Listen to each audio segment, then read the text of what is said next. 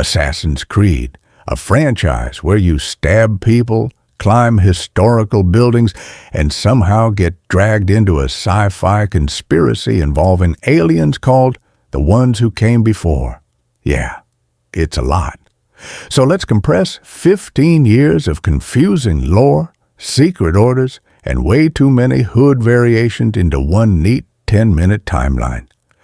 This is Assassin's Creed's story in 10,000 assassinations. Before humans, there were the Isu, godlike beings who created humans as slaves. They also made shiny artifacts called Pieces of Eden, which can control minds.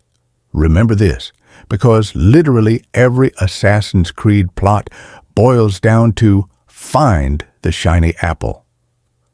The Isu are wiped out, but humans inherit their toys. Two groups form, the Assassins, who fight for freedom, and the Templars, who fight for control. Translation: one side likes parkour, the other side likes boss fights in cathedrals. Enter Altair, our first assassin. He learns the Templars are hoarding pieces of Eden, kills a bunch of them in 12th century Jerusalem, and realizes even the assassin's leader, Al-Mualim, is corrupted. Altair stabs him, takes the apple, and writes the first assassin rulebook. Don't be a jerk, don't kill innocents, and always wear a cool hood.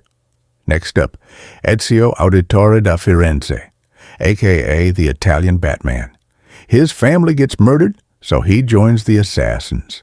Spends his youth killing Templars across Renaissance Italy, makes friends with Leonardo da Vinci, and collects more gadgets than James Bond.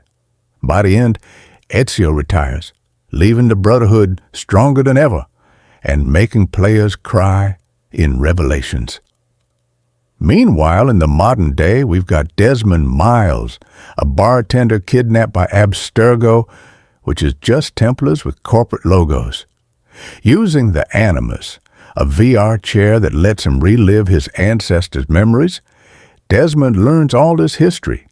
He also learns that a solar flare is about to nuke Earth unless he uses Isu tech to save it. And so, he sacrifices himself in Assassin's Creed 3. Thanks, Desmond.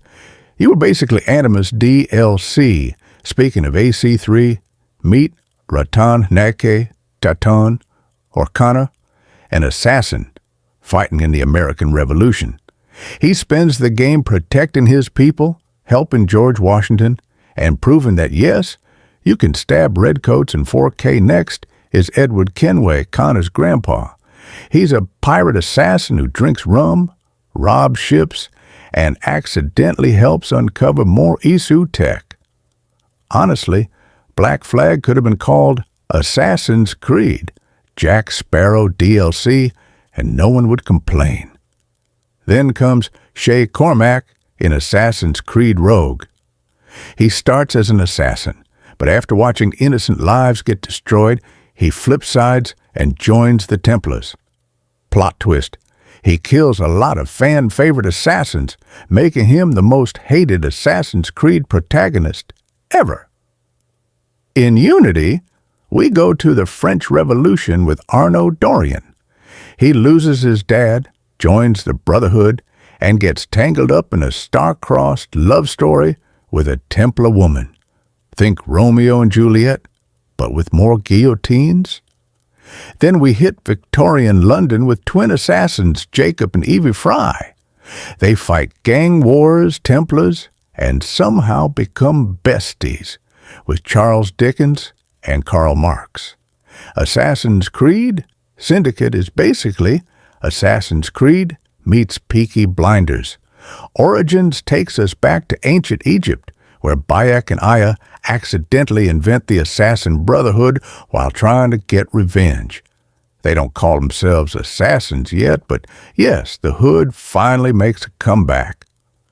Odyssey goes even further back to ancient Greece, where you play as Cassandra or Alexios, a mercenary tied to the first civilization. Basically, the lore explodes into full-on sci-fi, because now we're fighting cults, Greek gods, and ancient aliens. Sure, why not? And finally, Assassin's Creed Valhalla. You're Eivor, a Viking raider who fights Templars, builds settlements, and somehow gets tangled in Isu reincarnation drama. Oh, and you find out Layla, the modern-day replacement for Desmond, also dies in the process. The Assassin's Creed cycle continues, with more stabbing, more conspiracies, and yes, more hood variations. So to recap, aliens made humans, assassins want freedom, Templars want control. Everyone fights over shiny apples, and no matter the century, someone always ends up jumping off a church tower into a pile of hay. That's Assassin's Creed in 10 minutes and about 10,000 assassinations.